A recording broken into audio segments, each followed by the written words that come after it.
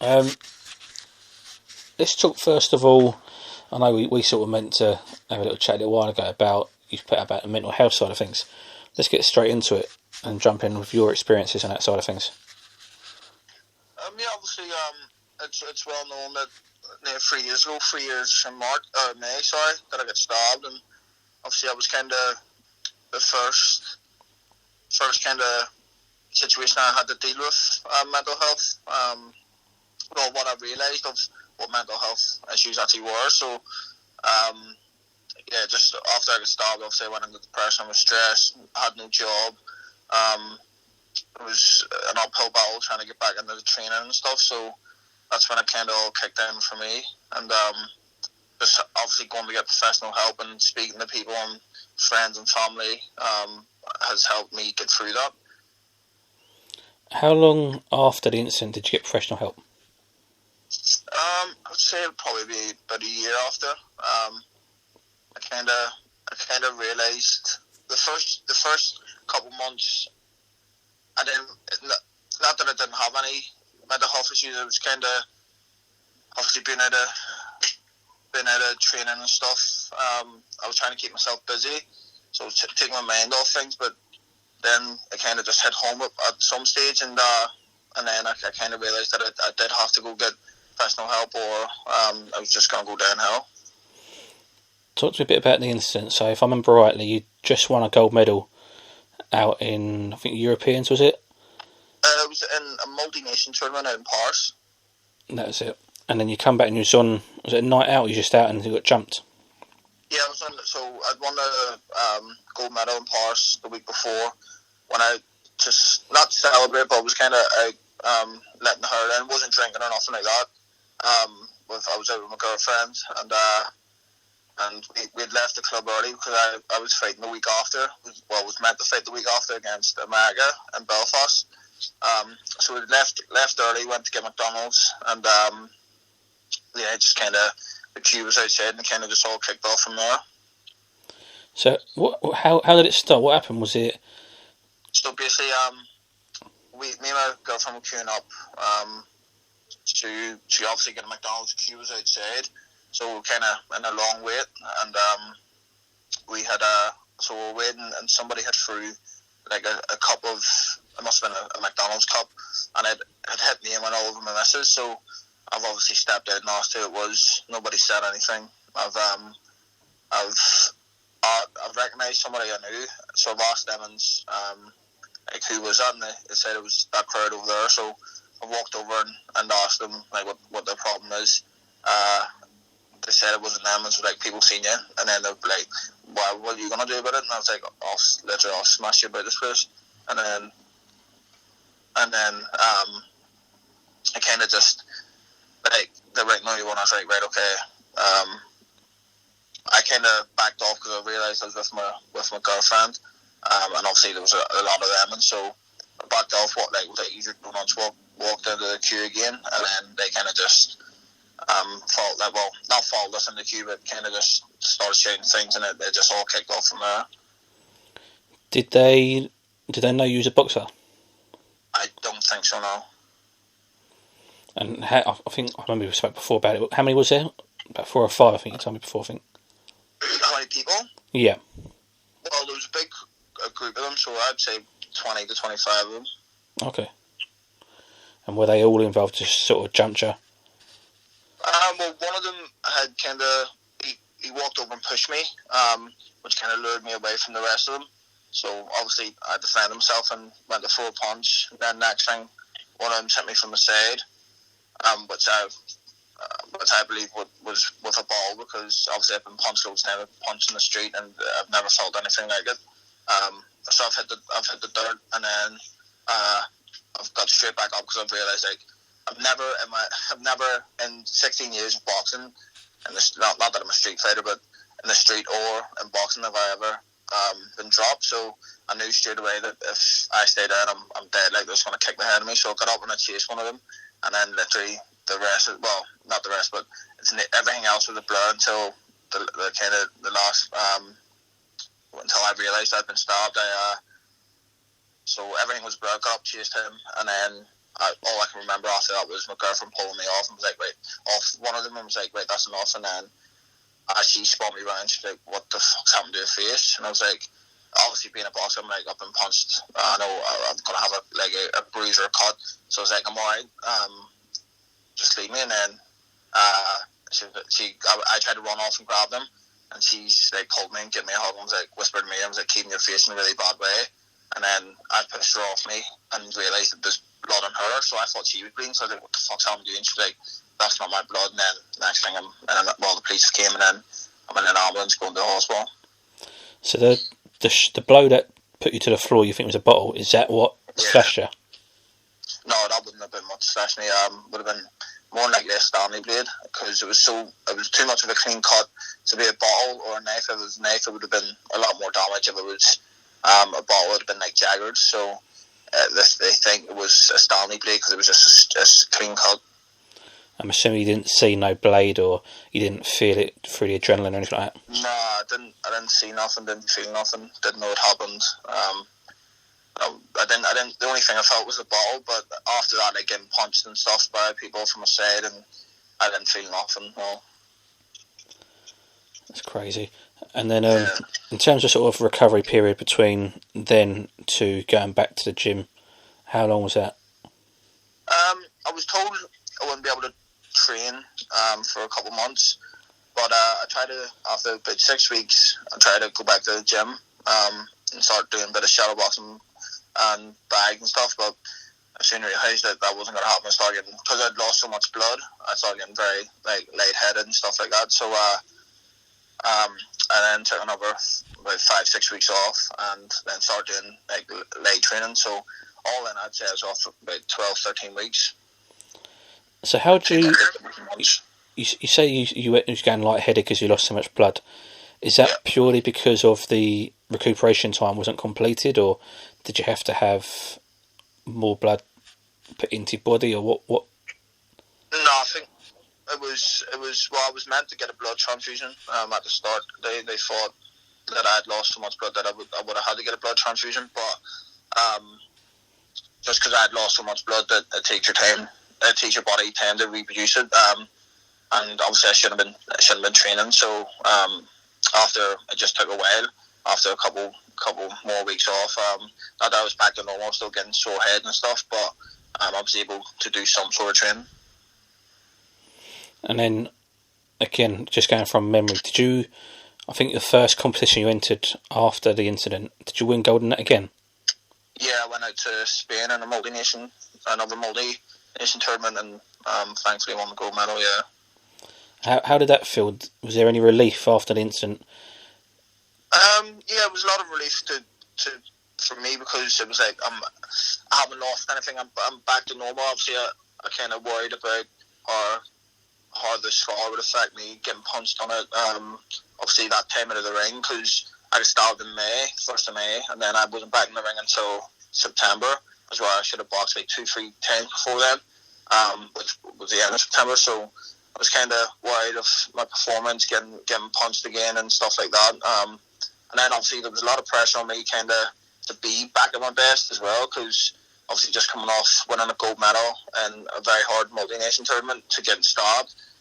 If I would have lost, I kind of thought that people kind of questioned me that he's not back as normal, getting stabbed has affected him, stuff like that. So I felt there was a lot of pressure on me to win that tournament.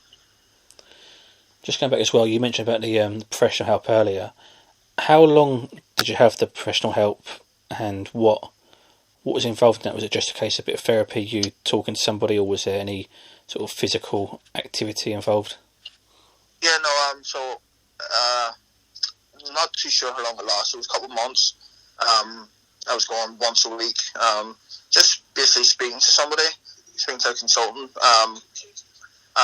speaking to someone, and then they were kind of just analysing what problems I had, because I had family problems and stuff going on at the time as well. So they were just analysing what the problem was, why I was having like suicidal thoughts and stuff like that, and kind of just helping me kind of stay positive and getting back to who I am. How far did those suicidal thoughts go? They went very far.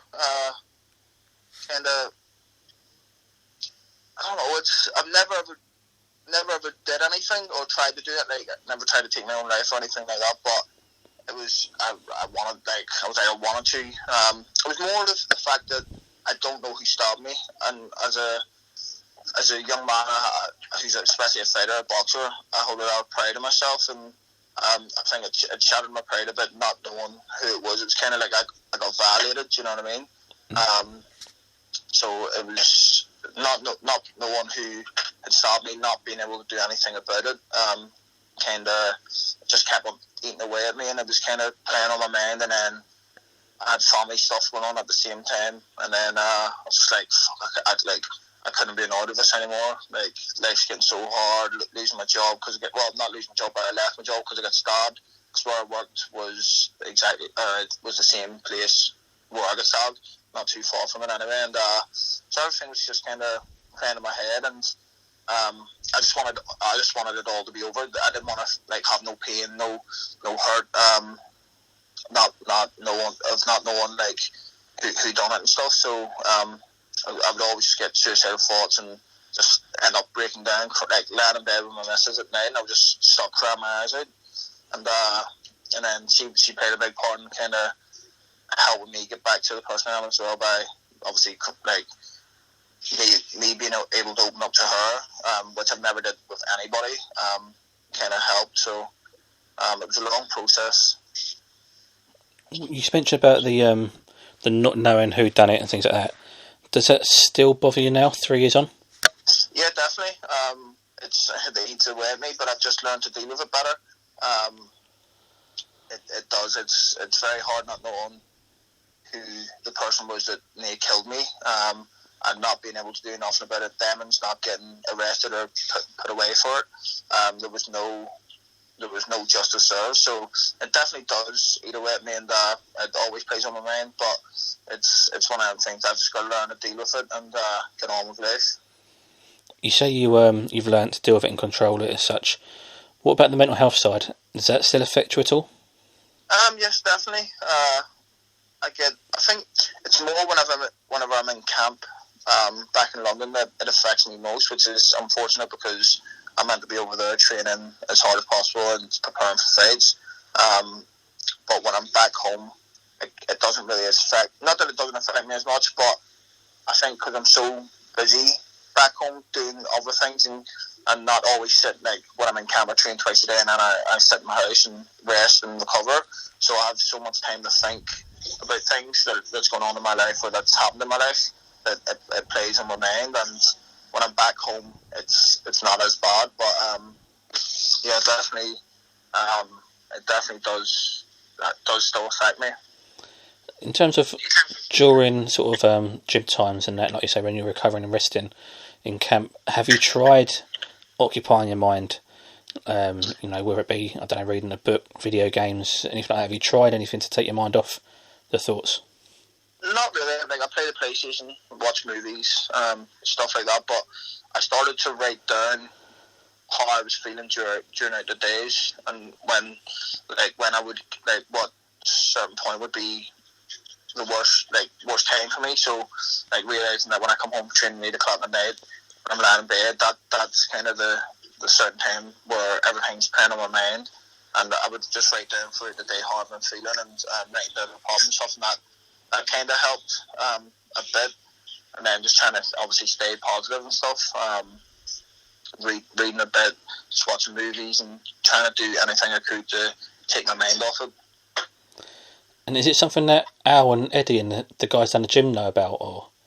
No, I would say Al would know whenever I'm having a rough day, because I would go in the gym and I wouldn't be the same person, and Al would say to me, "What's wrong with you?" And I would kind of shrug it off, or he would ask him what's wrong, and something happened. I'd be like, "No, I'm just having a bad day," and he would kind of know, but he wouldn't really know the in depth of it.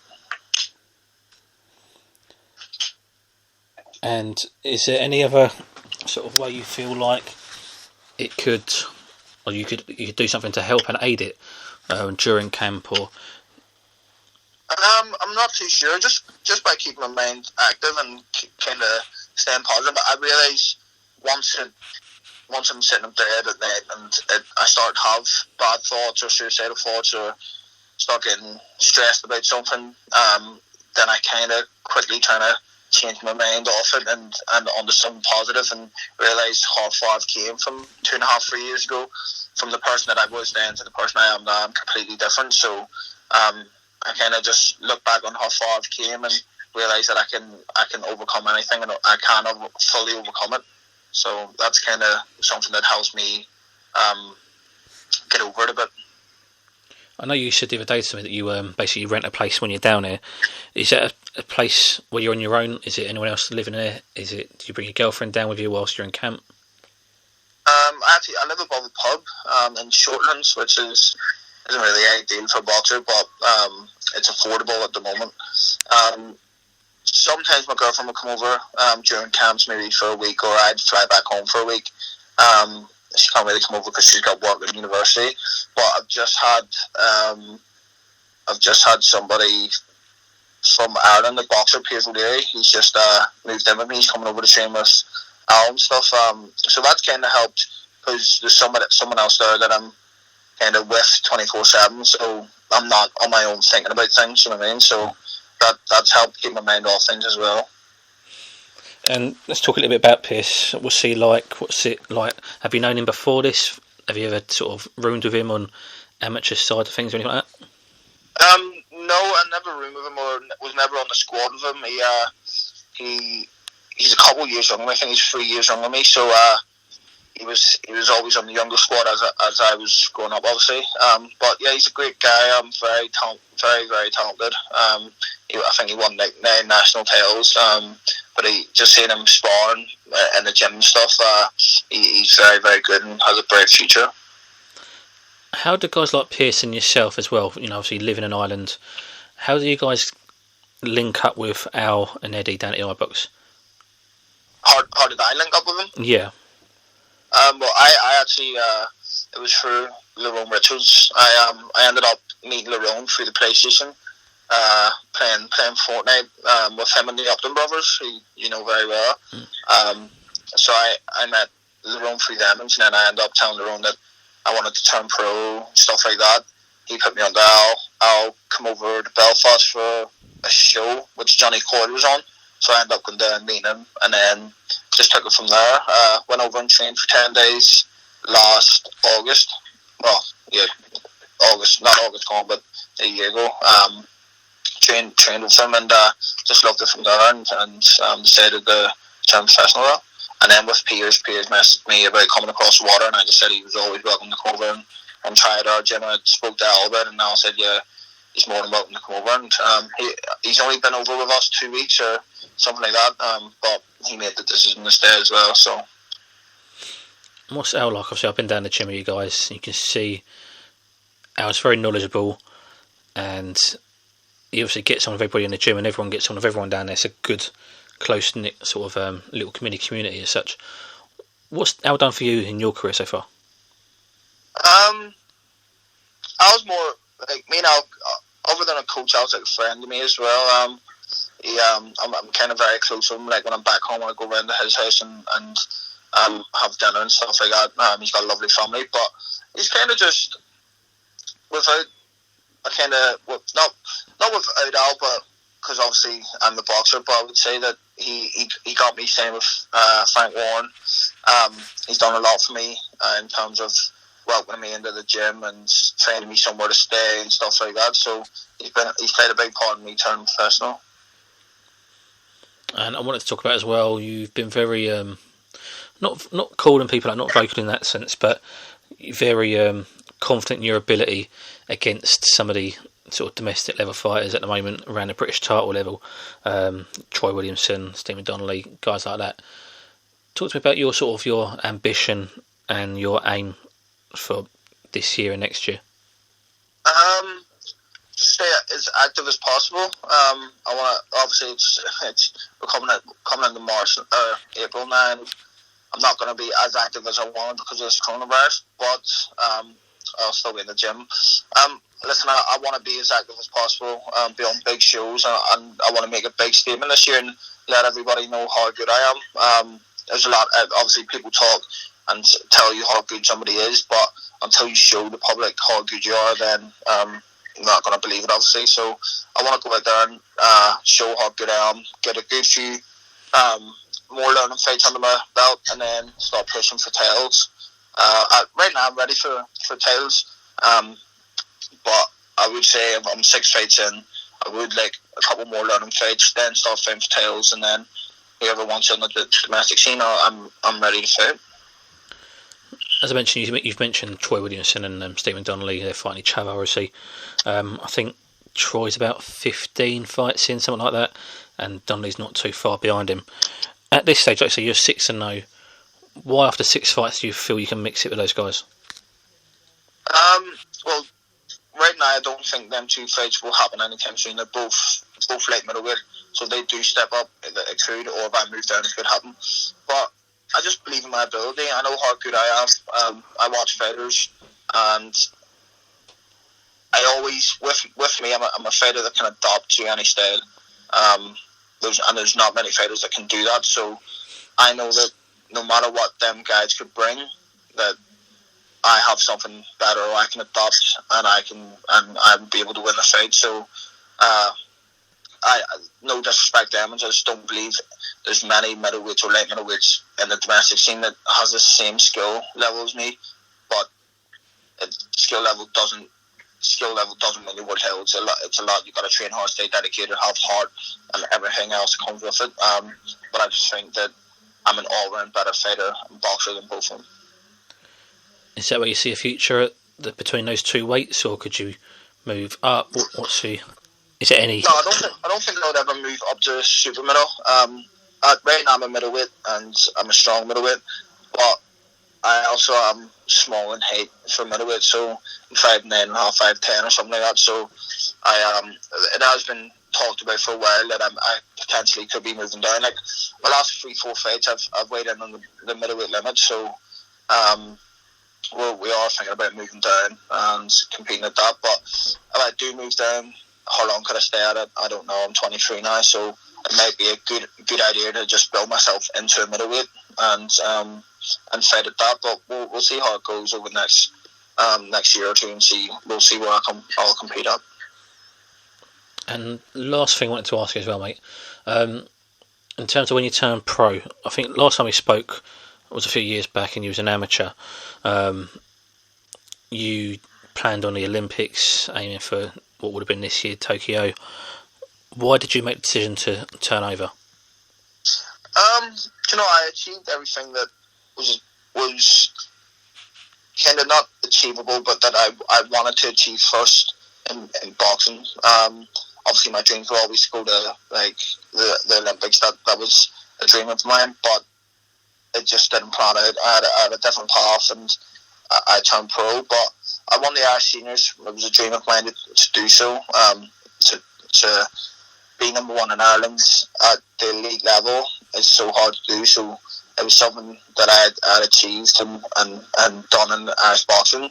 Then I fought for the WSB, got a great win, and then offers came knocking. I had 4 or 5 different people wanting to send me, so I kind of thought if I didn't take this opportunity now, it may never come again. So I chose the right option and turned pro, and I don't regret it.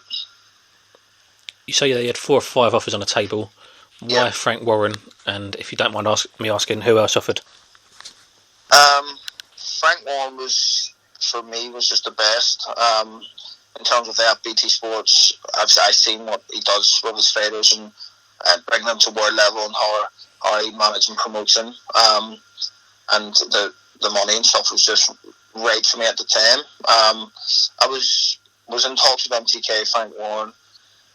I think you call them Irish Boxing Promotions. They hold Celtic Clash shows. They were in contact with me, and then somebody out in America, I'm not too sure the name of them, had rung me.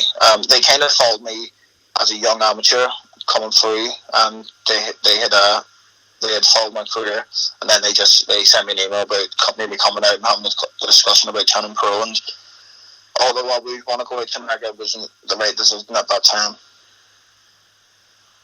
Perfect. Yes, pretty much all I wanted to really cover. Was there anything you wanted to add at all? No, that's all, mate. Yeah. Perfect. Lovely.